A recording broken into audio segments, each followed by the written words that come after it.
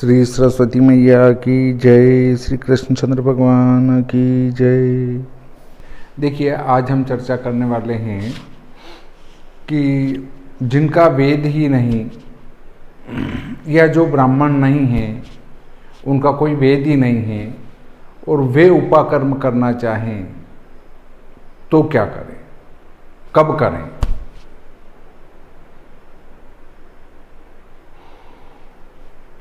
देखिए, जो ब्राह्मण नहीं है उनका तो कोई वेद है ही नहीं है, और वेद नहीं है तो फिर वे यज्ञोपवीत पहनते हैं, तो फिर उनको उपाकर्म कब करना चाहिए। देखिए, एक बात और आती है कि यज्ञोपवीत कौन पहने। ब्राह्मण, क्षत्रिय और वैश्य तीनों को यज्ञोपवीत धारण करना चाहिए। अर्थात जो यज्ञोपवीत पहनते हैं वे शराब, मीट, अंडे तो खा ही नहीं सकते हैं।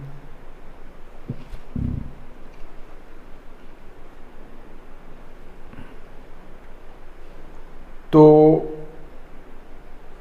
अब देखिए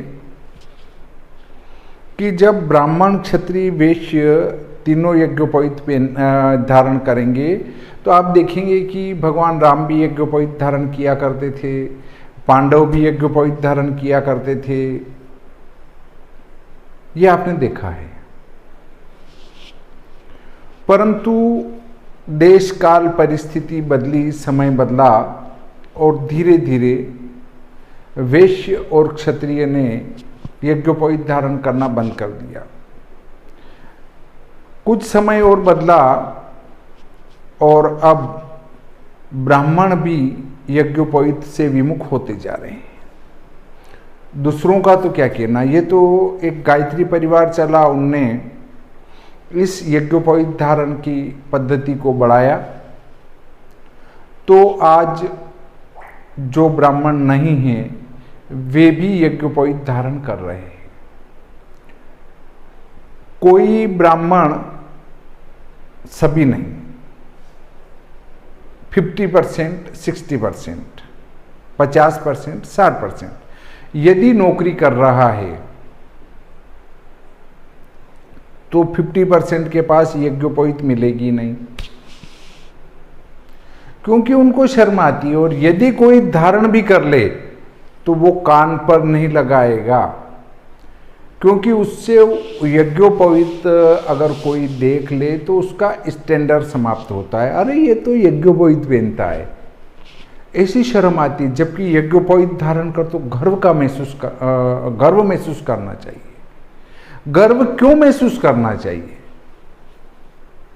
गर्व महसूस करने के पीछे ये कारण है कि ये एक धागा नहीं है, इसको 16 संस्कारों के अंतर्गत माना गया है। और जो विधिवत यज्ञोपवीत धारण करता है और उनके नियमों का भी पालन करता है तो उसके त्रिसूत्र ब्रह्मा, विष्णु, महेश उसके पास है। इसीलिए यज्ञोपवीत को कमर से नीचे नहीं उतरने देने का निर्देश दिया जाता है कि जब भी आप शौच जाएं तो उसके कान के आंटी लगा के जाए, ताकि वो यज्ञोपवीत आपकी कटी से ऊपर चढ़ जाए और अपवित्र न हो। ऐसे मूत्र त्याग में भी कहा गया है। और जब ब्रह्मा, विष्णु, महेश आपके पास हैं तो दूसरा तो आपका कुछ नहीं बिगाड़ सकता है। अर्थात भूत, प्रेत, डाइन, चुड़ैल वगैरह ये तो आपके नजदीक ही नहीं आएगी। तो जब आपके पास इतना बड़ा रक्षा का विधान है तो फिर आप उससे शर्माते क्यों हैं? शर्म नहीं आना चाहिए। ब्राह्मण को तो यज्ञोपवीत धारण कर गर्व का महसूस करना चाहिए कि मैं यज्ञोपवीत धारण करने वाला विप्र हूं।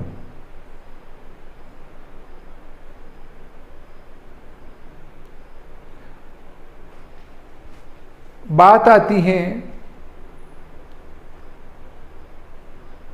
कि फिर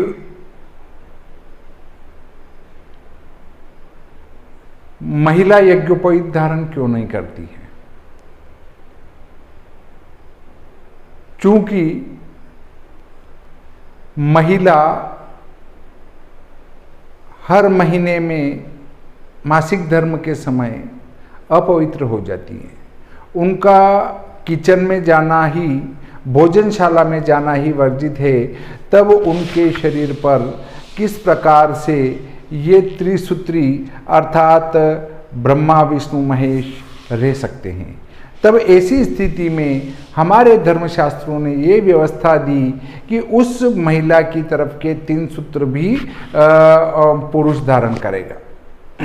पुरुष धारण करेगा अर्थात 3 सूत्र तो वो अपने पहनेगा, 3 सूत्र पत्नी की तरफ के पहनेगा। अर्थात जो 6 सूत्र पहने जाते हैं वो 3 सूत्र पत्नी के होते हैं और 3 सूत्र स्वयं के होते हैं। विवाह से पूर्व 3 सूत्र ही पहनाए जाते हैं, परंतु जिस दिन विवाह हुआ उस दिन से पति 6 सूत्र धारण करता है। अब ये कह सकते हैं फिर पत्नी का पति कैसे धारण करता है? तो ये तो आजकल का जमाना बदल चुका है और पति पत्नी का रिश्ता खत्म सा होने लगा। एक फैशन सी आ गई कि हाँ ये मेरे पति हैं या ये मेरी पत्नी है, परंतु वस्तुतः देखा जाए तो पति पत्नी कोई अलग नहीं है, एक ही जीव माना जाता है। जैसे भगवान भोलेनाथ ने अर्धनारीश्वर का रूप धारण कर ये बताया कि वे पार्वती उनका आधा अंग हैं, या ये कह सकते हैं कि पार्वती का आधा अंग वे हैं। आधे में पार्वती माता है, आधे में भोलेनाथ हैं। इसीलिए पत्नी को अर्धांगिनी कहा जाता है कि वो पति का आधा अंग है। पति का आधा अंग होने से उसको अर्धांगिनी कहा जाता है। जब शादी हो जाती है तब ही व्यक्ति पूर्ण पुरुषत्व को प्राप्त करता है, इसीलिए वो 6 सूत्र धारण करता है। और ये यज्ञोपवीत ब्राह्मण क्षत्रिय वैश्य आदि सबको धारण करना चाहिए। अब शर्म तो वहां आती है जहां ब्राह्मण के पास यज्ञोपवीत नहीं मिलती है। पूछने पर पता चलता है कि साहब इनके नियमों का पालन नहीं कर सकते, इसलिए हम धारण नहीं करते हैं। भाई यज्ञोपवीत में आपको कौन से बड़े भारी नियम का पालन करना है जो आप उनका नहीं कर सकते हैं? मान लो प्रतिदिन स्नान करना है तो वो तो अच्छी बात है, प्रतिदिन स्नान कर सकते हैं। ऐसे ही कोई उसको रोज दीपक अगरबत्ती करके आरती नहीं करना है। आपने केवल मूत्र त्याग और शौच त्याग की टाइम पर उसको कान पे लगाना है। उसमें किस बात की शर्म? पर हमारे ब्राह्मणों को भी कुछ को, सबको नहीं, कुछ आधे 50% जो कि सर्विस में है, उनको बड़ी भारी शर्म लगती है। अरे ये तो कान पे लगा रहा है, तो वो कान पे नहीं लगाते हैं। ऐसे ही बहुत सारे कुछ कहते हैं कि महिला यज्ञोपवीत क्यों नहीं पहन सकती, उनके प्रति ये अन्याय है। अन्याय नहीं है। जो महिला 3 दिन 4 दिन भोजनालय में नहीं जा सकती, वो ब्रह्मा विष्णु महेश को अपने शरीर पे कैसे धारण कर सकती है? और जब 3 दिन वो यज्ञोपवीत को उतार कर रखेगी तो उसका यज्ञोपवीत का नियम रहा कहाँ है? इसलिए पुरुष उसको धारण करता है ताकि पुरुष हमेशा धारण करके रह सके। उससे अगली बात पर आते हैं। तो अब आप ये कहेंगे कि साहब मैं ब्राह्मण नहीं हूँ। हाँ, आजकल ब्राह्मण यज्ञोपवीत छोड़ रहे हैं। ये कलयुग का प्रमाण है कि जो ऊंच होंगे वो नीच हो जाएंगे और नीच होंगे वो ऊंच हो जाएंगे।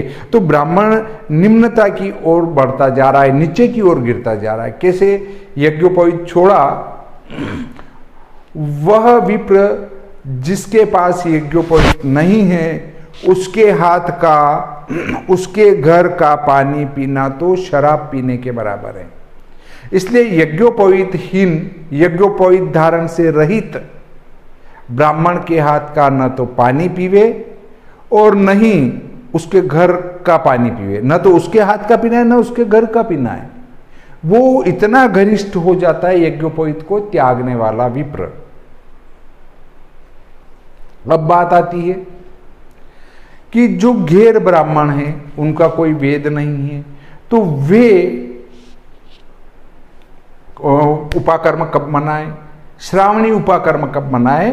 तो देखिए, इस वर्ष संवत 2079 शक 1944 श्रावण शुक्ल पक्ष चतुर्दशी गुरुवार दिनांक 11 अगस्त 22 14 तिथि 10:41 तक रहेगी और उत्तराषाढ़ नक्षत्र 6:55 बजे तक रहेगा। तो शुक्ल यजुर्वेद वाले पूर्णिमा में और पूर्वाह्न काल में उपाकर्म करते हैं और ऋग्वेद वाले श्रवण नक्षत्र में पूर्वाह्न काल में उपाकर्म करते हैं। तो देखिए 10:41 6:55 से श्रवण आ जाएगा, उत्तराषाढ़ खत्म हुआ और श्रवण आया, तो 6:55 सुबह 6:55 से श्रवण आ जाएगा, 10:41 बजे से पूर्णिमा आ जाएगी। तो 10:41 बजे से आगे तक आपकी पूर्णिमा तिथि भी रहेगी, श्रवण नक्षत्र भी रहेगा। तो दिन में 10:41 से आप चाहे ऋग्वेदी हैं चाहे यजुर्वेदी हैं तो भी उपाकर्म कर सकते हैं 11 अगस्त 2022 को। अब एक बात और आती है इसमें कि हमारा तो कोई वेद नहीं, हम ब्राह्मण नहीं हैं, तो फिर हम कब उपाकर्म करें? तो इसमें कोई बड़ी भारी बात नहीं है। गुरु पिता तुल्य होते हैं, एक दूसरी दृष्टि में हम उनको पिता के समान दर्जा देते हैं। पूर्व समय में गुरु की मृत्यु होने पर उनके शिष्य भी बाल कटवा लिया करते थे। आजकल तो पिताजी की मृत्यु पर भी बाल कटवाने में लोगों को शर्म आती है, तो गुरु को कहाँ बाल कटवा के देंगे, नहीं दे सकते हैं। तो देखिए गुरु पिता तुल्य हैं, इसलिए गुरु का जो वेद है वो शिष्य का भी वेद होगा। अर्थात माना मेरा कोई शिष्य है तो मेरा यजुर्वेद है, तो मेरे शिष्य का भी यजुर्वेद होगा, उनको भी यजुर्वेद वाला उपाकर्म करना है। एक बार केवल जिंदगी में अपने गुरु से पूछना है कि गुरुदेव आपका कौन सा वेद है, तो वो बता देंगे मेरा ये वेद है। अब यदि आप के गुरु ने ऐसा नहीं बताया, वैसे जो यज्ञोपवीत संस्कार करेंगे वो आपको वेद अवश्य बता देंगे और उनके वेद को आपको मानना है और वो वाला उपाकर्म आपको करना है। फिर भी यदि आपको लगता है कि साहब मुझे तो ये उपाकर्म जो है वो वेद का पता नहीं चल रहा और मैंने तो यज्ञोपवीत ऐसी धारण कर ली है, तीर्थ क्षेत्र में गया था, शुद्ध स्नान किया और यज्ञोपवीत धारण कर लिया और नियमों का पालन करता हूँ, अच्छी बात है। यज्ञोपवीत धारण करना तो बहुत ही अच्छी बात होती है। तो उनको पूर्णिमा में श्रावणी उपाकर्म कर लेना चाहिए। पूर्णिमा जिस दिन मिलती हो पूर्वाह्न काल में, उसी दिन क्या कर लेना चाहिए, श्रावणी उपाकर्म कर लेना चाहिए। और फिर भी यदि कोई चक्कर पड़ता हो तो पंचांगों में आप देख सकते हैं, पंचांगों में लिखा मिलता है श्रावणी उपाकर्म, वो ही कर लेना चाहिए। यह है श्री भादव माता पंचांग, ये हमारे यहाँ से प्रकाशित होता है और इनमें ये व्रत पर्व के ऊपर विस्तार से लिखा गया मिल जाता है। तो आप यदि ब्राह्मण नहीं हैं तो भी कोई दिक्कत वाली नहीं है, अपने गुरु का जो वेद है उसी वेद को आपको भी मान लेना चाहिए, उसमें कहीं से कहीं तक कोई दिक्कत वाली बात नहीं आती है। यदि हम भद्रा के संबंध में चर्चा करें तो बहुत सारे ये कहते हैं कि भद्रा का निवास मृत्यु लोक में हो तो ही अशुभ है, बाकी पाताल लोक में हो या स्वर्ग लोक में भद्रा हो तो वो शुभ मानी गई है। तो देखिए अक्सर रक्षाबंधन श्रवण नक्षत्र में ही आता है ज़्यादातर, या उसके एक दिन पहले होगा या एक दिन बाद होगा। तो रक्षाबंधन वाले दिन ज़्यादातर मकर पर ही चंद्रमा मिलेगा। मकर राशि पर ही चंद्रमा आपको रक्षाबंधन पर मिलेगा, तो भद्रा का वास कभी भी मृत्युलोक पर में या पृथ्वीलोक पर नहीं होगा, वो हमेशा ही पाताल लोक में होगा। मकर का चंद्रमा जब हो तो भद्रा का निवास पाताल लोक में होता है। सिर्फ कुंभ का चंद्र यदि आ जाता है तो भद्रा का निवास कहाँ हो जाता है, फिर वो मृत्युलोक में होता है। तो एक बात उत्पन्न होती है कि यदि भद्रा का वास मृत्युलोक में हो तो ही भद्रा अशुभ है, अन्यथा वो शुभ हैं।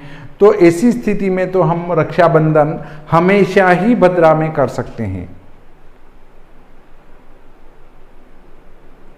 इसी प्रकार भद्रा के संबंध में लिखा है कि दिन की भद्रा रात में शुभ, रात की भद्रा दिन में शुभ, दोपहर के बाद भद्रा शुभ। इसी प्रकार शुक्ल पक्ष की सर्पिणी तो उसके मुंह में जेर, मुंह को छोड़ना।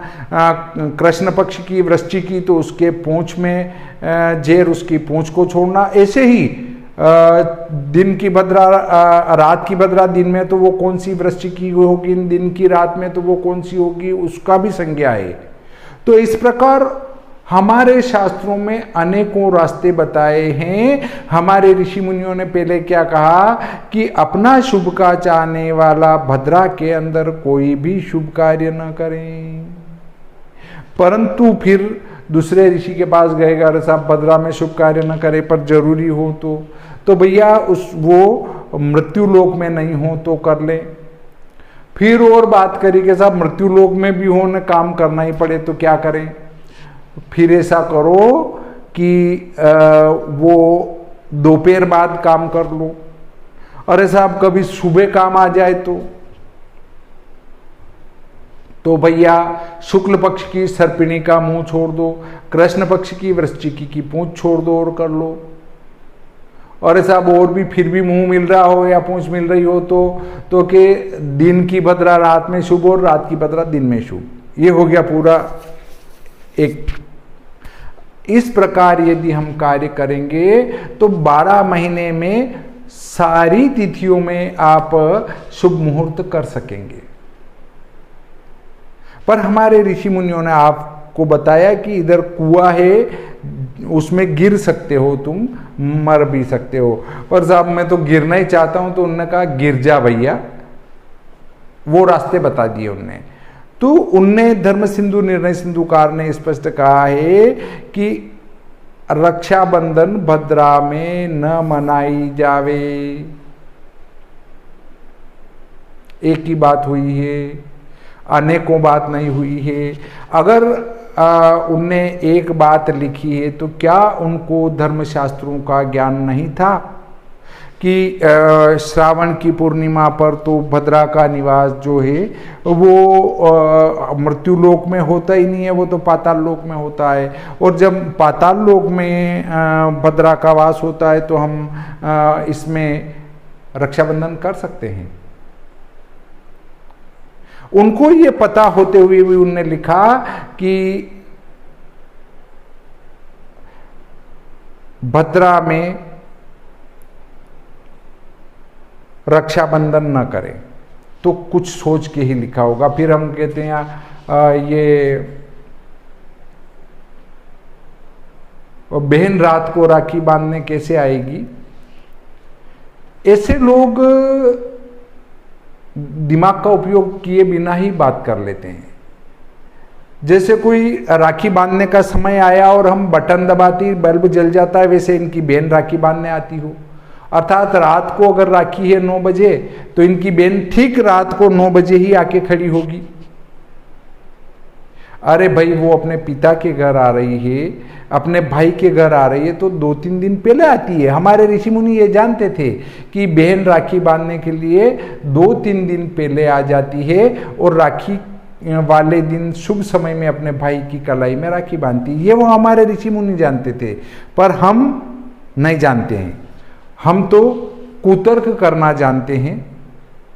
इसी प्रकार बहुत सारे कहते हैं अरे ये व्यावहारिकता में सही नहीं है। तो क्या हमारे ऋषि मुनियों को व्यावहारिकता का ज्ञान नहीं था? क्या वे अव्यावहारिक थे?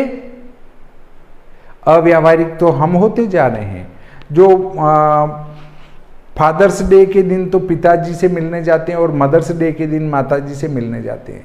भारत में ये कल्चर बहुत जल्दी तीव्रता से बढ़ने वाला है। जब फादर्स डे के दिन अपने पिता से मिलेंगे और मदर्स डे के दिन अपनी मम्मी से मिलेंगे। और हमारे यहाँ का जो अच्छा सनातन धर्म का कल्चर है वो विदेशी लोग अपना रहे हैं। उनको लगा कि नहीं, जो है वो सनातन धर्म में है, और हमको लग रहा है कि अर्धनग्न रहने में ज़्यादा फायदा है, तो हमारे यहाँ अर्धनग्नता बढ़ती जा रही है, और उधर वाले जो है हमारा व्यवस्थित पहनावा, हमारा सनातन धर्म को अपनाते जा रहे हैं। तो देखिए कितनी विडंबना वाली बात है कि हम इतने अच्छे देश के, इतने अच्छे ज्ञानवान और ऋषि मुनियों की संतानें हैं, और हम ऐसी छोटी मोटी बात करते हैं कि ये तो व्यावहारिकता में सही नहीं बैठता है। तो सुबह सुबह राखी बांधना कौन सा व्यावहारिकता में बैठता है?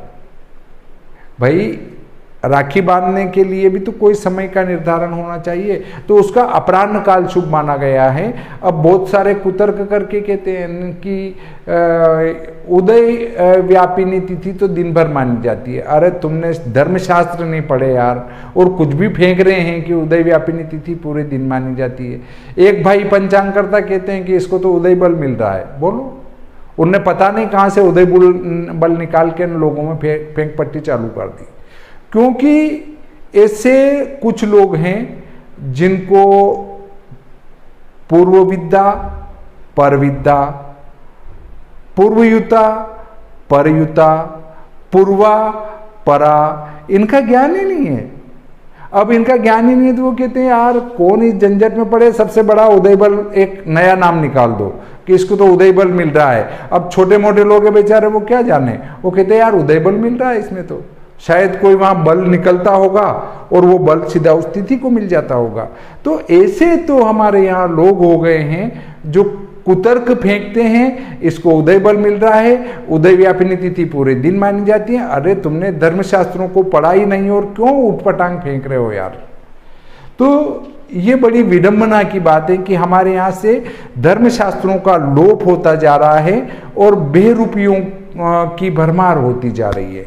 तो हम बेरुपियों के चक्कर में न पड़ते हुए धर्मशास्त्र पढ़ने वाले विद्वानों से संपर्क कर उनके मतानुसार हमें व्रत पर्व को मनाना चाहिए।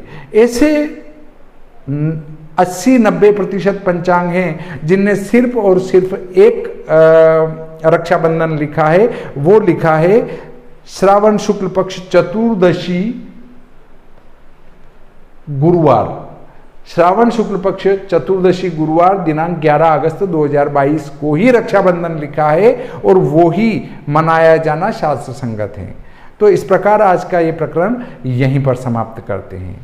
श्री सरस्वती मैया की जय, श्री कृष्णचंद्र भगवान की जय।